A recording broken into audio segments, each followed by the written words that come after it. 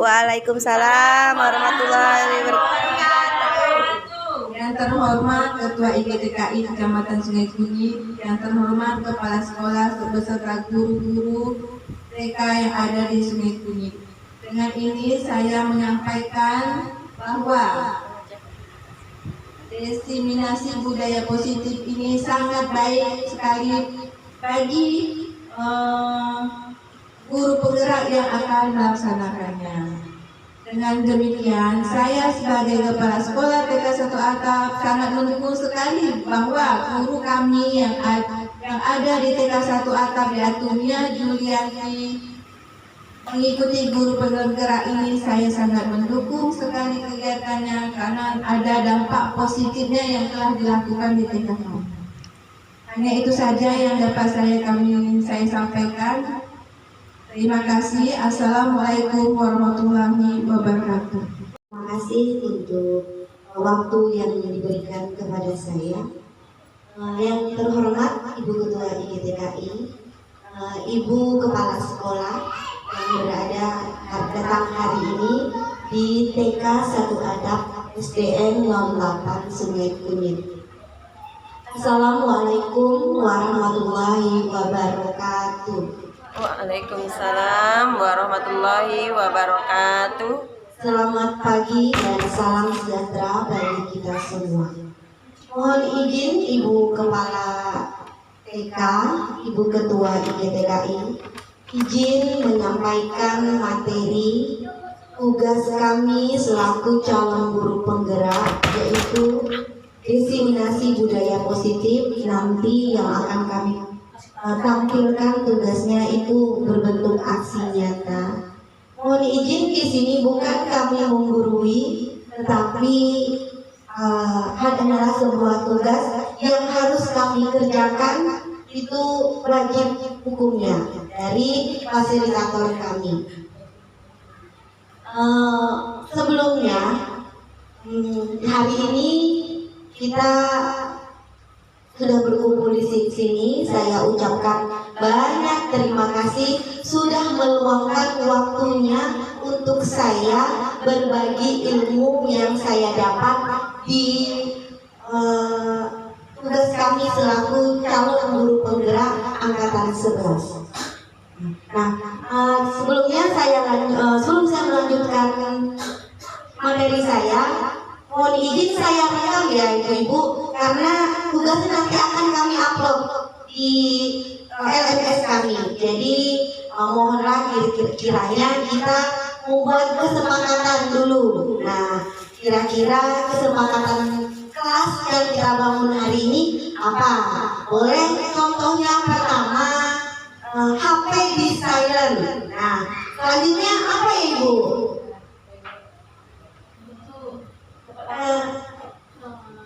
Tidak ada yang tidak ribut. Oh ya, disiplin waktu. Boleh. Selanjutnya Ibu, baru 2 ya. Selanjutnya apa lagi? Boleh nggak kita ngomong sendiri? Nah, waktunya ngomong ada waktunya. Mohon maaf ya Ibu, senior semua yang di sini bukan menggurui, tapi ini kesepakatan kita bersama. Oke, boleh itu aja kali ya. Nah, kita boleh lanjutkan dengan materi Ibu, boleh? Nah, masuk ke materi aksi nyata modul 1.4 budaya positif. Salam dan bahagia, selamat datang guru hebat yang ada pada hari ini. Menyebarkan pemahaman dan pengalaman penerapan budaya positif.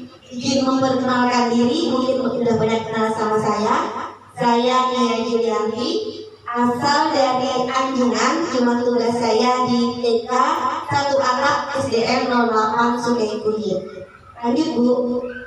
Nah, materi yang saya bawakan hari ini perubahan paradigma belajar, disiplin positif, teori motivasi perilaku manusia, hukuman dan penghargaan, keyakinan kelas, kebutuhan dasar manusia, posisi kontrol guru, dan segitiga restitusi. Nah, masuk materi pertama, pembelajaran dengan paradigma baru.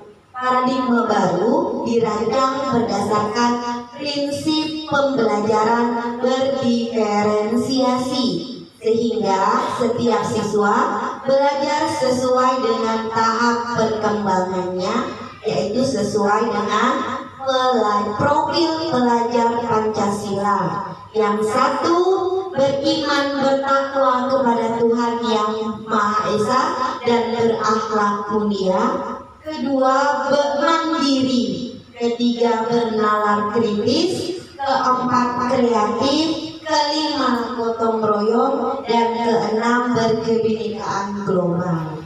Lanjut. Pada pembelajaran paradigma baru, rangka pengembangan pembelajaran bukan model yang linear, namun merupakan siklus yang berkesinambungan. Jadi pembelajaran ini berlangsung terus-menerus, tidak ada putusnya, Ibu. Jadi berkesinambungan itu berlanjut dan berlanjut, bukan model yang linear saja, tapi berlanjut terus-menerus. Pembelajaran paradigma baru mencakup pemetaan standar kompetensi, merdeka belajar, dan asesmen kompetensi minimal, sehingga menjamin ruang yang lebih leluasa bagi pendidik untuk merumuskan rancangan pembelajaran dan asesmen sesuai dengan karakteristik dan kebutuhan peserta didik. Ketiga komponen ini selaras dan saling mempengaruhi. Keselarasan inilah yang diharapkan dapat mengubah paradigma belajar agar terjadi perbaikan dan pengembangan praktik pembelajaran secara berkelanjutan. Pada pembelajaran paradigma baru, profil belajar Pancasila berperan menjadi penuntun arah yang memandu segala kebijakan dan pembaruan dalam sistem pendidikan Indonesia, termasuk pembelajaran dan asesmen. Jadi kunci utamanya adalah profil belajar Pancasila tadi, ada 6 tadi. Selanjutnya perubahan paradigma. Nah, ini ada kegiatan kepalang tangan. Nah, ada A dan B, Anda, saya, dan teman saya. Ya, misalnya kan mencoba mencari kertas, tuliskan benda itu dalam kepalang tangan. Nah, tapi saya mau mencoba ini, kita bermain. Saya ada uang nih 10.000 lah. Nah, kita main, tapi tidak dikepal tangannya, tapi tangannya ditampilkan seperti ini. Nah, siapa yang bisa membuka kepalang tangannya, berarti dia nanti dapat duit. Caranya boleh dengan dibujuk, ayolah buka tangannya, apa sih isinya? Nah, boleh. Nah, mencoba dengan sekuat tenaga dengan melakukannya seperti apa? Boleh. Nah, terus mengancam, awas ya kalau nggak buka ya. Nah, boleh kita coba. Apakah bisa kita membuka kepalang tangan seseorang yang kuat, yang mampu untuk mengeluarkan orang lain itu? Apakah bisa? Boleh dicoba ya Ibu? Ini lumayan kalau beli es jumbo. Boleh Bu? Ayo maju. Belajar Di mana tuh sangat butuh kan kepalanya tuh. Yang mudanya lupa.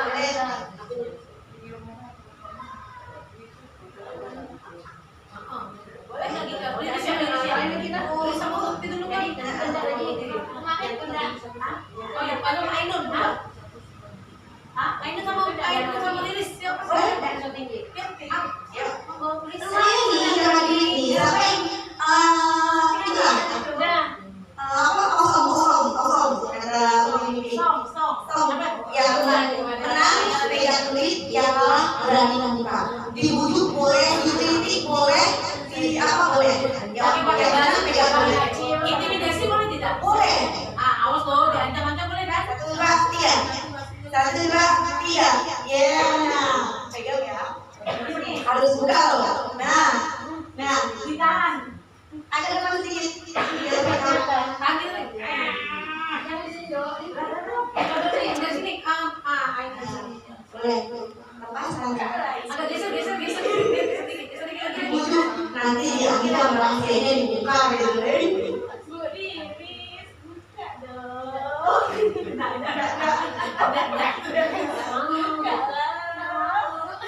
Buka dulu. Ibu cuy kan anak SD, enggak tengok. Mau beli es jumbo. Buka dah.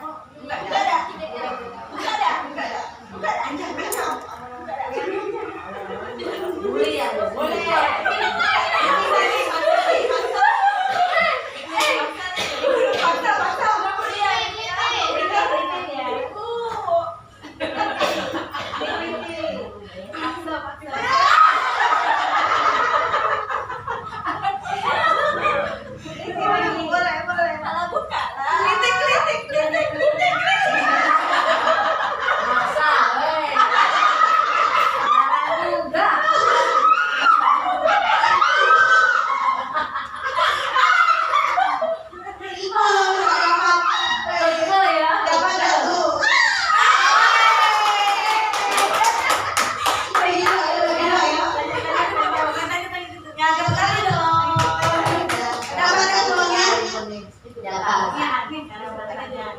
Jadi saya mau tanya nih, bolehkah kalau yang di dalam tangan kita ini diketahui orang lain?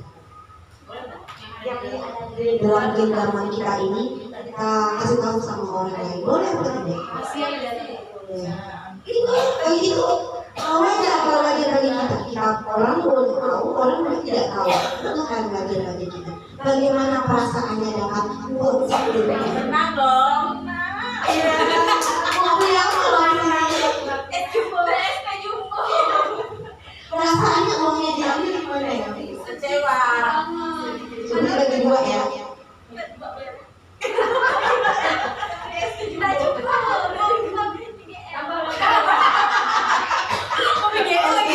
Terima kasih ya Bu ya, silakan duduk. Nah, kita lihat tadi teman kita, dia mencoba tadi dengan dia pertama dia membujuk, dia mengancam, hingga dengan cara dia mengkritik temannya untuk mendapatkan apa yang dalam genggaman itu. Nah, selanjutnya Bu. Tenang, miskonsepsi tentang teori kontrol. Ilusi guru mengontrol murid. Ilusi bahwa semua penguatan positif efektif dan bermanfaat. Ilusi bahwa kritik dan membuat rasa bersalah mampu menguatkan karakter. Ilusi bahwa orang dewasa berhak memaksa. Lanjut Bu. Ilusi guru mengontrol murid. Pada dasarnya terdapat memaksa murid untuk berbuat sesuatu jikalau murid tersebut memilih untuk tidak melakukannya. Walaupun tampaknya kita sedang mengontrol perilaku murid tersebut. Hal ini karena murid tersebut sedang mengizinkan dirinya untuk dikontrol. Biasa kan kita mengontrol murid di dalam kelas, apalagi untuk usia anak TK. Kalau sedang belajar lari-larian, kita kontrol dulu. Kalau belajar boleh nggak sambil lari-lari? Nah, kalau belajar boleh nggak mengganggu temannya? Boleh, kita ada waktunya untuk mengontrol. Ilusi bahwa semua penguatan positif, efektif dan bermanfaat.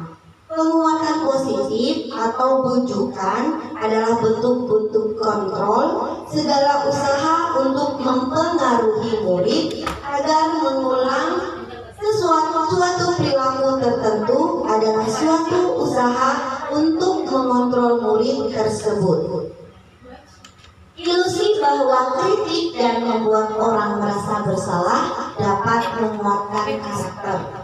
Menggunakan kritik dan rasa bersalah untuk mengontrol murid menuju pada identitas gagal. Ilusi bahwa orang dewasa memiliki hak memaksa.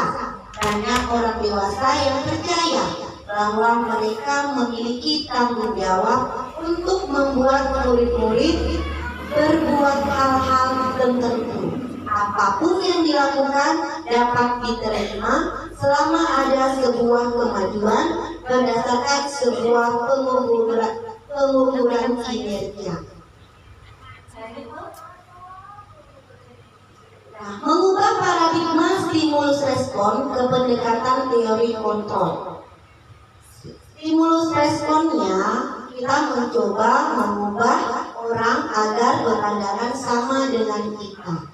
Ternyata pilihannya kita hanya bisa berusaha memahami pandangan orang lain tentang dunia. Tidak bisa kita mengubah cara pandang orang sama dengan kita atau memaksakan kehendak kita. Tapi yang bisa kita kontrol, kita bisa berusaha memahami pandangan orang lain tentang dunia. Ada stimulus respon yang kedua, perilaku buruk dilihat sebagai suatu kesalahan. Teori kontrolnya, semua perilaku memiliki tujuan. Perilaku mana yang memiliki tujuan? Perilaku hidup kita pasti punya tujuan. Apapun yang kita jalani di dunia ini pasti punya tujuan. Yang ketiga, orang lain bisa mengontrol saya. Teori kontrolnya, hanya Anda yang bisa mengontrol diri Anda. Tadi video teman kita tadi berdua mencoba membuka tangan tadi. Boleh nggak dia melihat apa yang ada di isi tangannya? Ada yang bilang boleh, ada yang bilang tidak boleh. Nah, itulah kontrol diri kita. Hanya kita yang bisa mengontrol diri kita. Orang lain itu tidak bisa mengontrol diri kita sendiri. Jangan sampai kita berikan kontrol kita orang lain yang mengontrol kita. Nanti kita bisa jadi diperbudak. Kita harus bisa mengontrol diri kita sendiri. Nah, tadi mempunyai tujuan hidup. Pemaksaan pada saat wujudan adalah gagal. Teori kontrolnya, kolaborasi dengan konsensus menciptakan pilihan-pilihan baru. Model berpikir menang kalah. Model berpikir menang-menang. Memang dalam suatu pertandingan ada menang, ada kalah. Tapi kita harus bersikukus diri kita, optimis dengan diri kita. Menang, menang, menang, menang. Seolah nanti yang terbaik lah buat kita. Lanjut Bu. Disiplin positif. Dalam budaya kita, makna kata disiplin telah berubah menjadi sesuatu yang dilakukan seseorang pada orang lain untuk mendapatkan kepatuhan. Kita cenderung menghubungkan kata disiplin dengan ketidaknyamanan. Nah, memang sering kita lakukan. Misalnya ketika kita terlambat datang ke sekolah. Nah, ibu-ibu tidak disiplin. Terus ketika kita menghadiri rapat juga terlambat. Pasti yang diomongkan tidak disiplin, jadi ketidaknyamanan. Disiplin di sini, disiplin positif merupakan salah satu pendekatan disiplin diri yang memampukan seseorang untuk mengontrol perilakunya dalam kesadaran dan bertanggung jawab atas tindakannya sebagai wujud menghormati diri sendiri dan orang lain. Sebagai pendidik, sebagai guru kita di sini semuanya, guru anak usia dini, tujuan kita adalah menuntun murid kita. Kita menuntun murid kita, bukan kita menuntut. Jadi guru penggerak itu menghamba pada murid.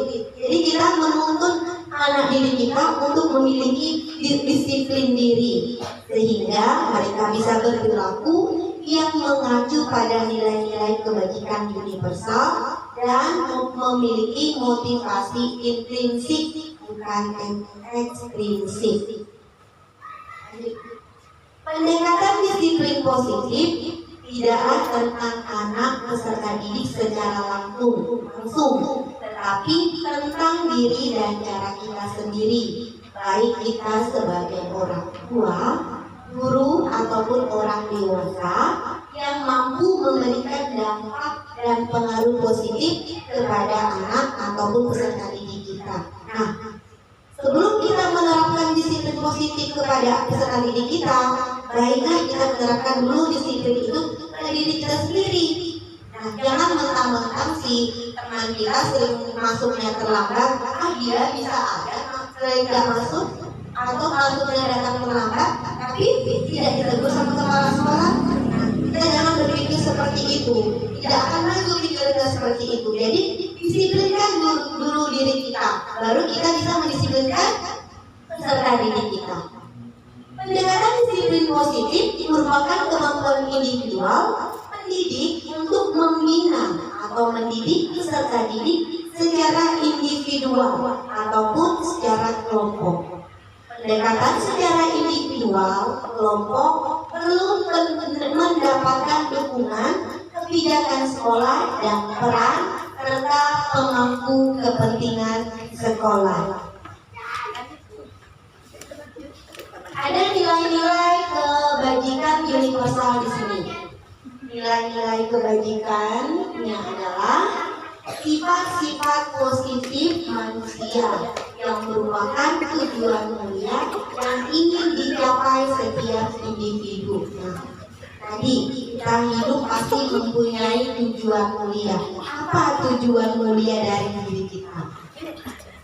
Nilai yang disepakati bersama ada lintas bahasa, suku, bangsa, agama maupun latar belakang. Ada lagi contoh profil belajar Pancasila. Ini yang selalu kita terapkan di kurikulum Merdeka ini. 6. Beriman bertakwa kepada Tuhan Yang Maha Esa, berakhlak mulia, mandiri, bernalar kritis, berkebinekaan global, bergotong royong, dan kreatif.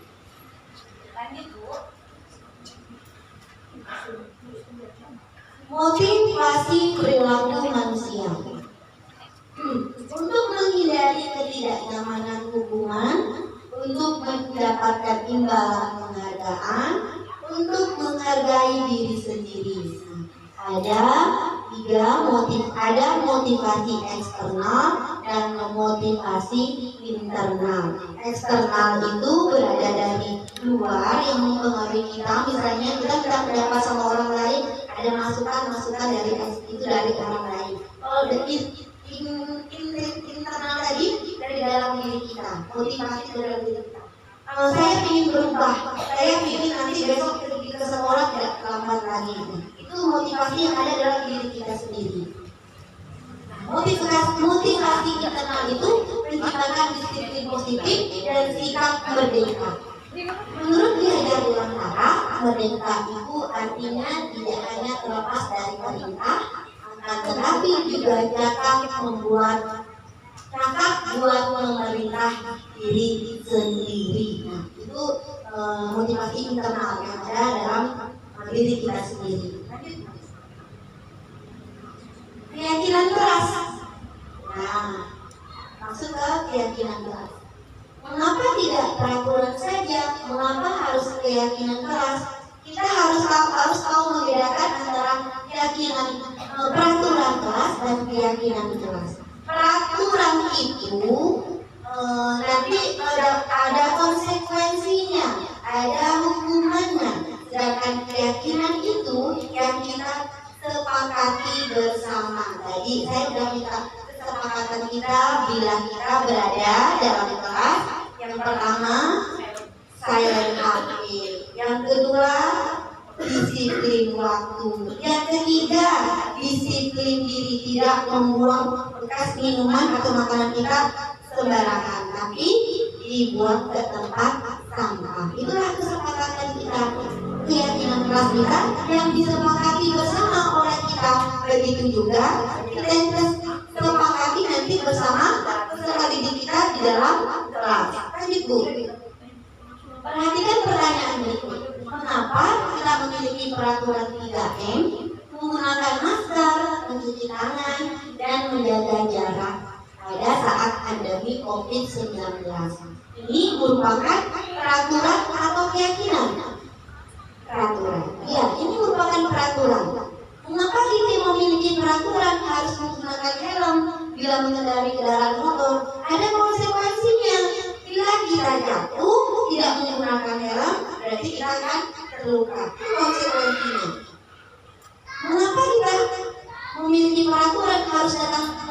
waktu pada saat mengikuti pelatihan ada konsekuensinya. Biasanya kita dapat diberi hukuman oleh panitia kalau kita tidak datang tepat waktu. Kan ada dikasih waktu tuh jam 7 sampai jam sekian, panitia yang menyelenggarakan kita absen dulu, melahirkan data di video dan lain-lain pasti ada itu. Jadi kalau peraturan ada konsekuensinya, ada hukumannya. Sedangkan keyakinan kelas itu yang kita sepakati bersama. Untuk mendukung motivasi intrinsik, kembali ke nilai-nilai keyakinan. Lebih menggerakkan seseorang dibandingkan mengikuti serangkaian peraturan. Lanjut, Bu. Ini kesepakatan kelas, ada keyakinan peraturan kelas. Yang mana merupakan keyakinan kelas? Keyakinan tadi yang sudah disepakati bersama dari kata-kata yang membuang sampah sembarangan menjadi nilai kata-kata yang lebih positif. Kami datang tepat waktu mengucapkan salam, itu kesepakatan kelas. Menjaga kebersihan sekolah. Biasanya kan kita jangan buang sampah sembarangan. Itu kan juga peraturan sekolah dijadikan lebih ke kata-kata positif. Jadi menjaga kebersihan sekolah. Berdoa sebelum dan sesudah kegiatan. Aktif dalam pembelajaran. Tertib. Terus kesepakatannya kami guru dan murid yang saling menyayangi. Kami murid yang semangat belajar, kami murid yang peduli dengan teman-teman. Bagaimana kita membuat keyakinan kelas? Nah, bagaimana kalau diterapkan di sekolah TK, Bu? Ini kan kalau kita di SMP atau di SD lebih enak. Anak-anak bisa menjawab. Nanti di sekolah tidak boleh ini, Bu, tidak boleh ini. Tapi kalau di TK seperti apa yang kita buat? Kata-katanya lebih abstrak dari peraturan, berupa pernyataan universal, dibuat dalam bentuk kalimat positif, sedikit saja agar mudah diingat. Sedikit saja kata-katanya, tapi mudah diingat bagi anak-anak. Sesuai dengan kondisi kelas dan sekolah, agar mudah diterapkan. Semua warga sekolah dilibatkan saat membuat. Biasanya kalau kita punya ide belum tentu diterima oleh kepala sekolah kita ya, Bu ya. Jadi alangkah baiknya kita terapkan dulu di kelas kita. Saya di sini mengajar di kelompok. Jadi waktu itu saya membuat keyakinan kelas kita. Saya membuat gambar-gambar. Ada gambar anak yang lari-larian. Saya tampilkan gambarnya. Anak-anak ini gambar apa ya? Ini gambar sedang lari-lari, Bu. Kalau di dalam kelas boleh tidak seperti ini? Tidak boleh. Anak-anak dia tidak boleh. Kita tempel, tidak boleh. Kita kasih makan 2, tempel 1. Oh, saya ada foto tapi lupa saya kirimkan gambar. Ada saya fotonya. Jadi tempel 1, tidak boleh lari-lari. Nanti kita print lagi gambar buang sampah sembarangan. Boleh tidak seperti ini? Tidak boleh, harusnya tertib, disiplin. Buang sampahnya di mana? Di tempat sampah. Saling terus kalau datang ke sekolah gimana? Ada video anak yang berdoa atau sedang gambar salam sama ibu guru. Tetap kita sama anak-anak. Jika sudah disepakati bersama, yang mana disetujui dan mana tidak, nanti sama anak-anak kita buatkan cap jempol, kita buatkan solong. Anak-anak tuh dicap jempol pakai warna. Sama-sama disepakati, semuanya maju dan biar tempel.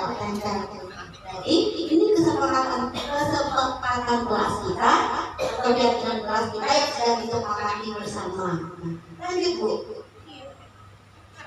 Tentukan keyakinan dari peraturan berikut. Tadi selalu kembalikan buku ke tempatnya, atau kalau di sekolah kita ketika main, kadang main tidak dibereskan lagi. Nah, apa itu? Tanggung jawab. Boleh kita buat kesepakatan kelas bersama. Terus dilarang mengganggu orang lain. Nah, berarti itu menghormati orang lain. biasanya kalau lagi mengerjakan LKS, coret-coret buku lah atau apalah kan, punya anak-anak hadir di sekolah 15 menit sebelum pembelajaran dimulai. Wajib kalau kita sebagai guru, kalau di sekolah kami itu 30 menit sudah wajib datang ke sekolah. Sebelum anak-anak datang kita juga sudah harus datang ke sekolah. Dilarang melakukan kekerasan, jadi keselamatan menghormati orang lain. Nah, kalau yang ini kayaknya untuk sekolah tingkat tinggi, dilarang menggunakan narkoba, itu kesehatan. Bergantian. Kita lanjutkan ada soal hukuman dan pengadilan. Kita baca soal pengantinnya dulu ya. Kasus Ibu Anas di Delani yang ditolak yang pertama. Kita mulai pelajaran matematika hingga pada saat pelajaran tersebut berlangsung dia lebih banyak berdiam diri atau menggambar di buku pelajarannya. Pada saat guru matematikanya Pak Seno menanyakan pertanyaan IPA menjadi gugup dan tak sengaja menjatuhkan tasnya dari kursi serta tiba-tiba menjadi gagap pada saat berupaya menjawab, dan seluruh kelas pun tertawa melihat perilaku IPA yang bicara tergagap dan terkejut tersebut. Pak Seno pada saat itu membiarkan teman-teman IPA mentertawakan IPA yang tergagap dan malu luar biasa, dan malahan minta IPA untuk maju ke depan dan berdiri di depan kelas sambil menunjuk hidungnya karena tak bisa menjawab pertanyaan Pak Seno. Kelas pun makin gaduh dan anak-anak tertawa melihat IPA di depan kelas memegang hidungnya, ujung hidungnya. Dan pertanyaannya nih, apakah Anda setuju dengan tindakan Pak Seno tersebut terhadap IPA? Nah, tentu tidak. Kenapa? Nah, karena Pak Seno di sini malah menjatuhkan IPA, malah membuat IPA gugup atau gagap. IPA malah menjadi IPA merasa takut atau merasa bersalah. Dan yang kedua, menurut Anda tindakan Pak Seno terhadap IPA adalah sebuah hukuman atau konsekuensi? Hukuman. Kenapa dibilang hukuman?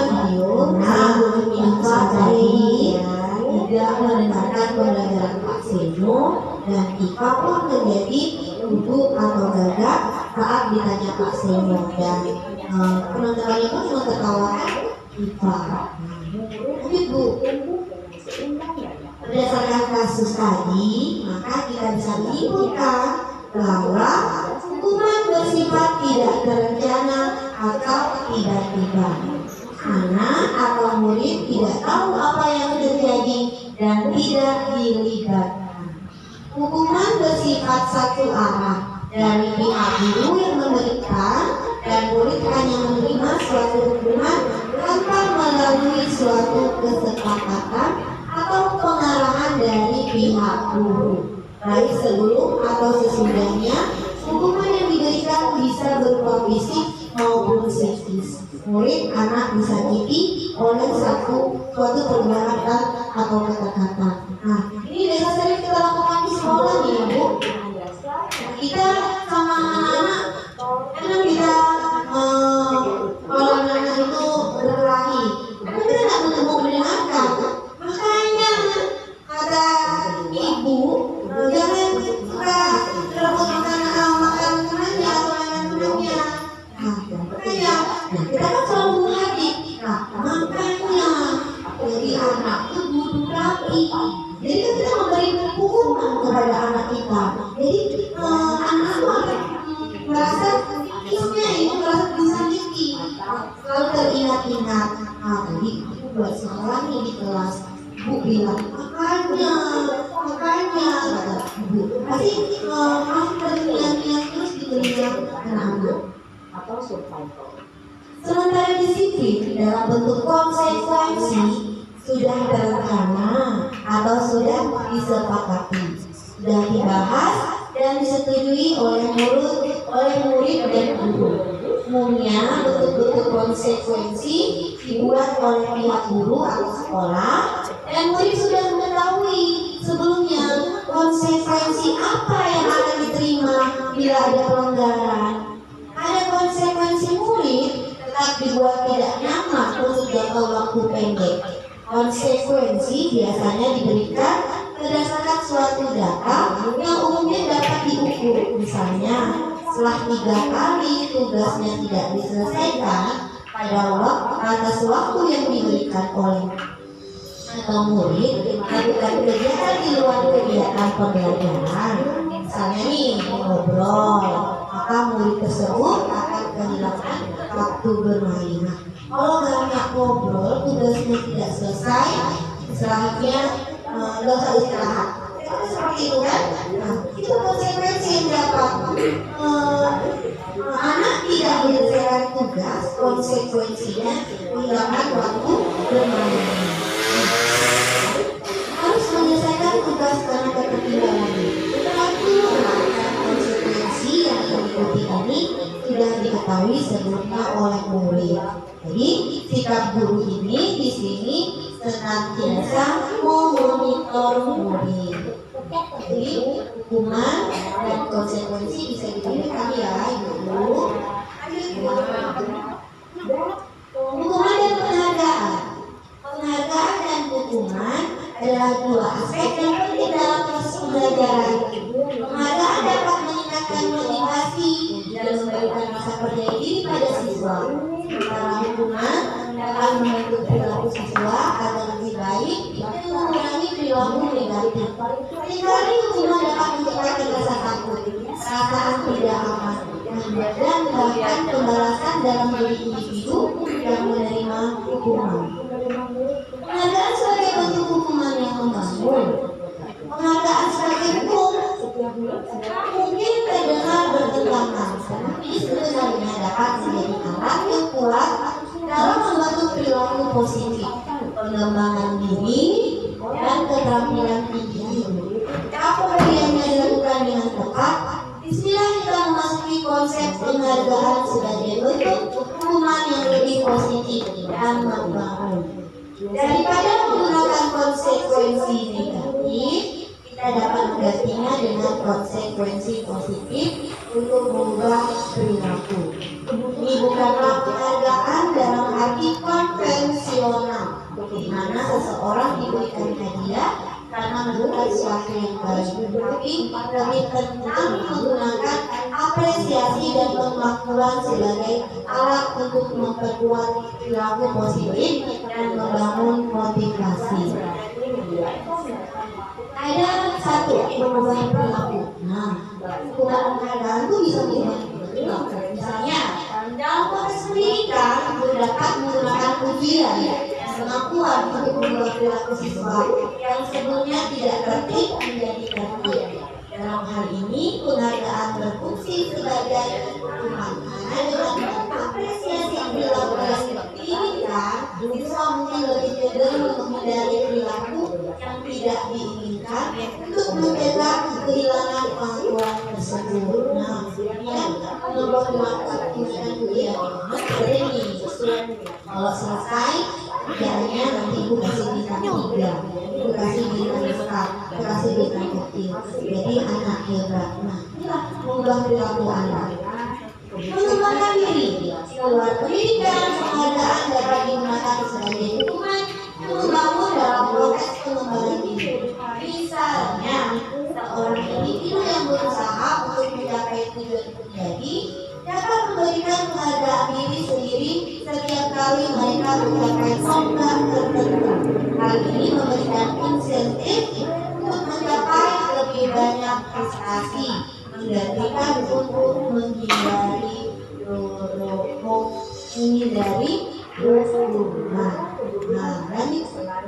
lanjut. Jangan sepelekan kebutuhan murid. Ada 5 kebutuhan dasar manusia. Kita lihat video dulu ya. Untuk dengan sengaja masuk videonya. Yang menyenangkan bukan yang aman dan mendukung murid untuk ada kesenangan yang tinggi bahagia. Ini salah satu upaya yang dapat dilakukan oleh guru adalah konsentrasi tinggi saat penjelasan apa yang mendasari perilaku murid. Pada video kali ini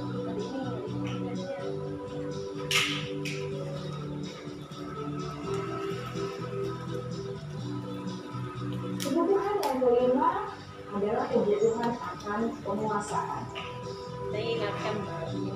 Setiap murid memiliki kebutuhan untuk merasakan praktek, menjadi terampil, diakui pencapaian dan keterampilannya, didengarkan, bisa membuat dampak dan pengaruh, dan memiliki rasa harmoni. Mereka sebaiknya diberi kesempatan untuk membuat keputusan tentang hal-hal yang penting dalam hidupnya dan tidak merasa dikontrol oleh sistem sekolah. Pada murid yang telah menginjak usia remaja, seringkali mereka merasa tidak memiliki kendali atas kehidupannya sendiri, karena guru kerap kali berpengaruh dalam mengambil keputusan.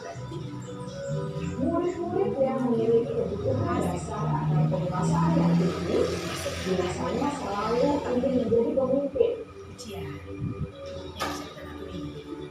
Mereka juga suka mengamati sebelum mencoba hal-hal yang baru. Mereka juga perfeksionis dan merasa kecewa bila melakukan kesalahan.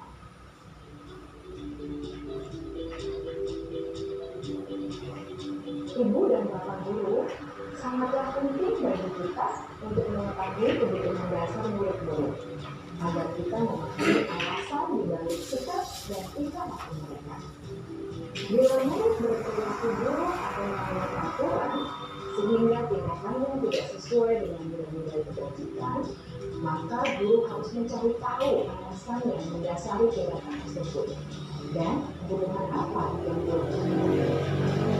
Melalui percakapan dengan guru dalam pendekatan disiplin positif, murid dapat diajak untuk bersikap reflektif dalam mengenali kebutuhan-kebutuhan yang berusaha mereka penuhi dan mendasari tindakan mereka. Jika guru mengandalkan perilaku buruk murid, maka perilaku tersebut akan berpengaruh pada suasana kelas yang sangat kondusif dan akan berpengaruh pada tujuan dari pendidikan itu sendiri. Ibu bapak dan sahabat, mari kita menjadi guru yang lebih baik agar memahami kebutuhan dasar murid-murid kita yang senantiasa membimbing mereka menjadi pribadi yang berdaya, seimbang, dan bahagia. Salam dan bahagia, ibu dan bapak guru hebat.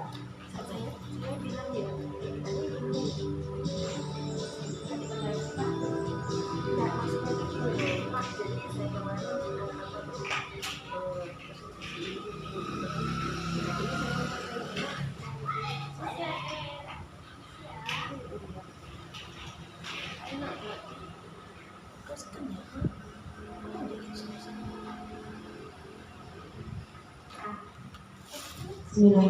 Tadi kita sudah mendengarkan video 5 kebutuhan dasar manusia. Nah, ada bertahan hidup, kasih sayang, penguasaan, kebebasan, dan kesenangan. Kita yang tombol doang ini. Nah, tadi kebutuhan bertahan hidup itu survival adalah kebutuhan yang bersifat fisiologis. Bertahan hidup misalnya kesehatan, rumah, dan makanan. Kebutuhan biologis sebagian dari proses reproduksi termasuk kebutuhan untuk tetap bertahan hidup. Kasih sayang dan rasa diterima itu kebutuhan untuk diterima. Kebutuhan ini dan 3 kebutuhan berikutnya adalah kebutuhan psikologis. Kebutuhan untuk disayangi dan diterima meliputi kebutuhan akan hubungan dan koneksi sosial, memberi dan menerima kasih sayang, hak dan kebutuhan untuk merasa menjadi bagian dari suatu kelompok. Lanjut Bu. Nah, yang ketiga penguasaan.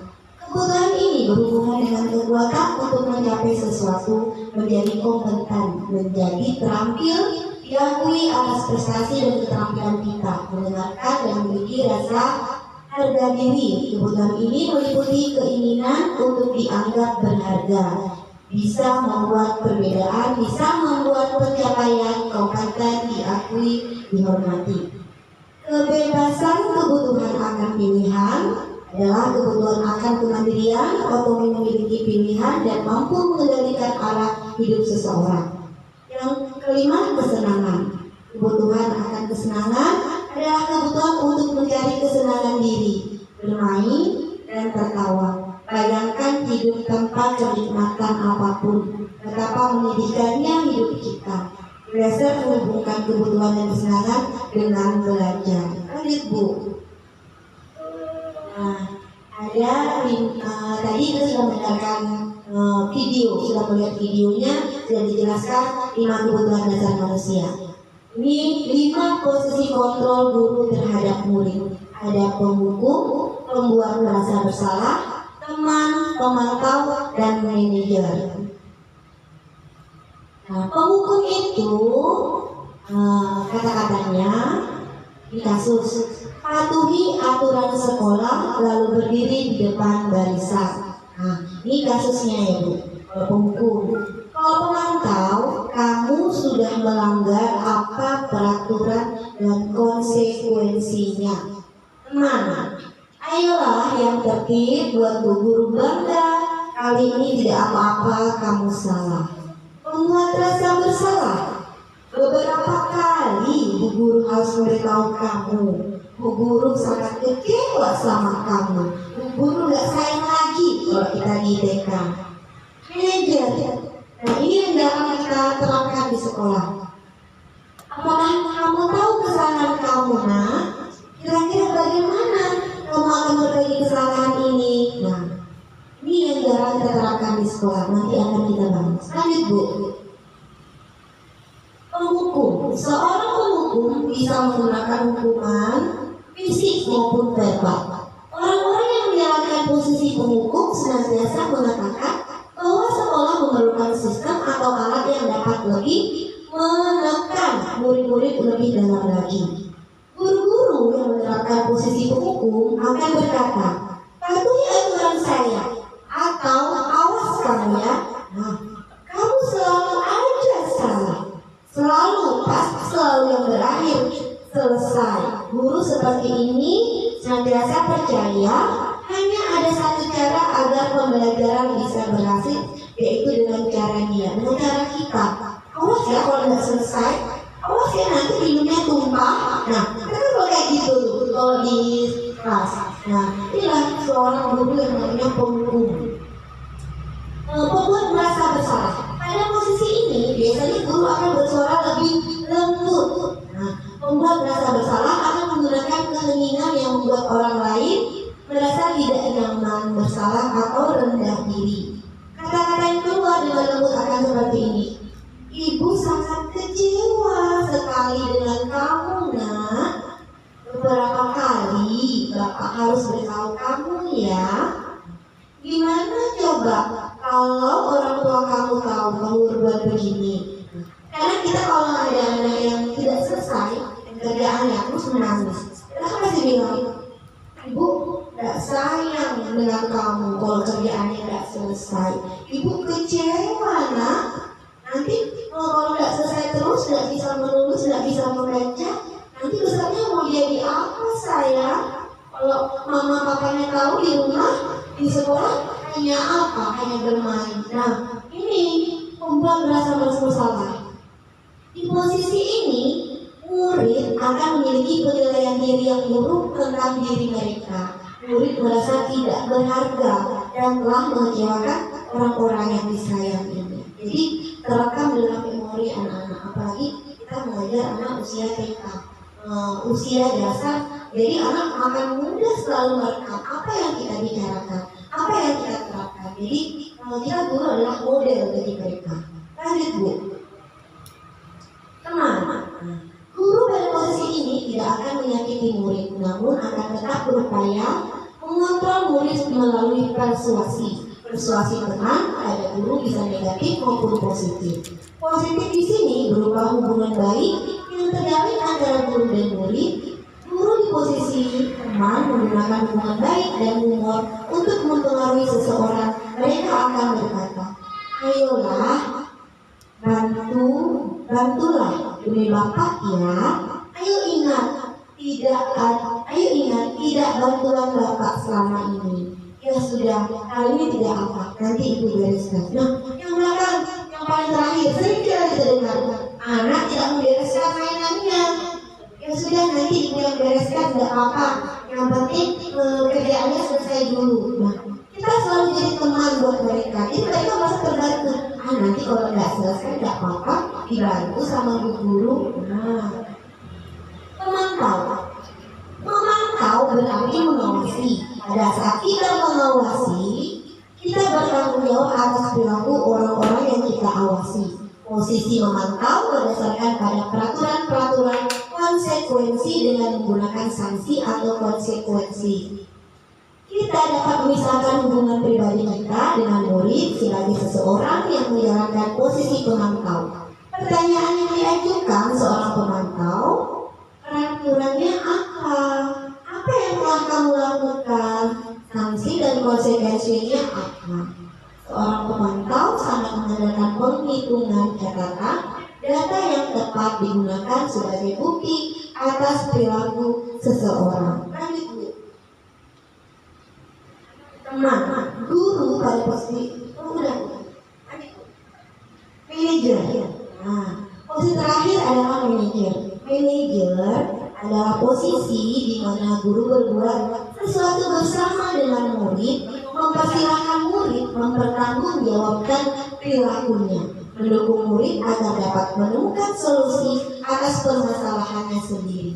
Seorang manajer tidak memiliki keterampilan di posisi maupun pemantau, dan dengan demikian bisa jadi waktu-waktu tertentu kembali kepada posisi tersebut bila diperlukan. Lanjut Bu, sedikit lagi materi kita ya. Segitiga restitusi. Nah, segitiga restitusi ini, isinya menstabilkan identitas, validasi tindakan yang salah, dan menanyakan keyakinan. Kalau kasus-kasus anak, kita gunakan lagi segitiga restitusi. Kita stabilkan dulu identitasnya. Kita semua akan melakukan hal yang baik yang bisa kita lakukan. Tanya dulu, apa? Pada tindakan, semua perilaku memiliki alasan. Nah, tanya sama anak, barulah menanyakan keyakinan. Kita semua memiliki motivasi internal. Lanjut Bu. Pengertian restitusi adalah sebuah pendekatan untuk menciptakan disiplin positif. Jadi materi ini dari awal sampai akhir itu berkaitan. Restitusi adalah proses menciptakan kondisi bagi murid untuk memperbaiki kesalahan mereka, sehingga mereka bisa kembali pada kelompok mereka dengan karakter yang lebih kuat dari dosa 2005. Restitusi juga adalah proses kolaboratif yang mengajarkan murid untuk mencari solusi untuk masalah dan membantu murid berpikir tentang orang seperti apa yang mereka inginkan dan bagaimana mereka harus memperlakukan orang lain. Charles Bosen 1996. Lanjut Bu. Sedikit lagi ya. Di bawah ini adalah ciri-ciri restitusi yang membedakannya dengan program disiplin. Restitusi bukan untuk menebus kesalahan, namun untuk belajar dari kesalahan. Restitusi memperbaiki hubungan. Restitusi adalah tawaran bukan paksaan. Restitusi menuntut untuk melihat ke dalam diri. Lanjut Bu. Capek ya, ngantuk dramatisian. Ntar lagi kita ada hidangan. Lanjut dulu sebentar ya. Menstabilkan identitas. Bagian dasar dari segitiga restitusi bertujuan untuk mengubah identitas anak dari orang yang gagal karena melakukan kesalahan menjadi orang yang sukses. Anak yang melanggar peraturan karena sedang mencari perhatian adalah anak yang sedang mengalami kegagalan. Dia mencoba untuk memenuhi kebutuhan dasarnya, namun ada berkurang. Kalau kita mengkritik dia, maka kita akan tetap membuatnya dalam posisi gagal. Kalau kita inginkan menjadi reflektif, maka kita harus meyakinkan si anak dengan cara mengatakan kalimat-kalimat ini. Berbuat salah itu tidak apa-apa. Nanti disambung lagi dengan kalimat menyenangkan. Tidak ada manusia yang sempurna. Sambung dengan kalimat menyenangkan untuk si anak tadi. Saya juga pernah melakukan kesalahan seperti itu. Nah, kita bisa menyelesaikan masalah ini. Ini kalimat-kalimat yang bisa mensampaikan identitas anak. Lanjut, Bu. Menanyakan keyakinan. Terakhir, menanyakan keyakinan atau seek the belief, teori kontrol yang menyatakan bahwa kita pada dasarnya termotivasi secara internal. Ketika identitas sukses telah tercapai, langkah 1 dan tingkah laku yang salah telah divalidasi di langkah 2, maka anak akan siap untuk dihubungkan dengan nilai-nilai yang dia percaya dan berpindah menjadi orang yang dia inginkan. Nah, ada pertanyaan yang hubungan keyakinan anak dan keyakinan kelas atau keluarga. Apa yang kita percaya sebagai kelas atau keluarga? Apa nilai-nilai umum yang telah kita sepakati? Apa bayangan kita tentang kelas yang ideal? Kamu mau jadi orang yang seperti apa? Penting untuk menanyakan ke anak, kehidupan seperti apa nanti yang diinginkan? Apakah kamu ingin menjadi orang yang sukses, bertanggung jawab, atau bisa dipercaya? Kebanyakan anak akan mengatakan iya. Nah, tapi mereka tidak tahu bagaimana cara menjadi orang seperti itu. Guru dapat membantu dengan bertanya, seperti apa jika mereka menjadi orang seperti itu? Ketika anak sudah mendapat gambaran yang jelas tentang orang seperti apa yang mereka inginkan, guru dapat membantu anak-anak tetap fokus pada gambaran tersebut. Lanjut, B. Validasi tindakan yang salah. Setiap tindakan kita lakukan dengan suatu tujuan, yaitu memenuhi kebutuhan dasar. Kalau kita memahami kebutuhan dasar, apa yang mendasari sebuah tindakan, kita akan bisa menemukan cara-cara paling efektif untuk memenuhi kebutuhan tersebut. Nah, menurut teori kontrol, semua tindakan manusia, baik atau buruk, pasti memiliki tujuan tertentu. Seorang guru yang memahami teori kontrol pasti akan mengubah pandangannya dari teori stimulus respon ke cara berpikir proaktif yang mengenali tujuan dari setiap tindakan. Nah, ada namun bilang ada kata-kata yang bukan menghakimi tapi akan memvalidasi ke mereka. Kata-katanya, padahal kamu bisa melakukan hal yang lebih buruk dari ini ya. Kamu pasti punya alasan mengapa melakukan hal ini. Kamu patut bangga pada dirimu sendiri karena kamu telah melindungi sesuatu yang penting buatmu. Kamu boleh mempertahankan sikap itu, tapi kamu harus menambahkan sikap yang baru. Nah, lanjut, Bu. Nah, ternyata sudah selesai. Nah, dari materi tadi saya sudah menjelaskan dari budaya positif dari awal sampai sekarang menonton video, dari gambaran teman-teman tadi yang membuka kepala kanan. Nah, mungkin nanti jika ada pertanyaan selesai kita istirahat sejenak karena udah siang, jam makan siang juga.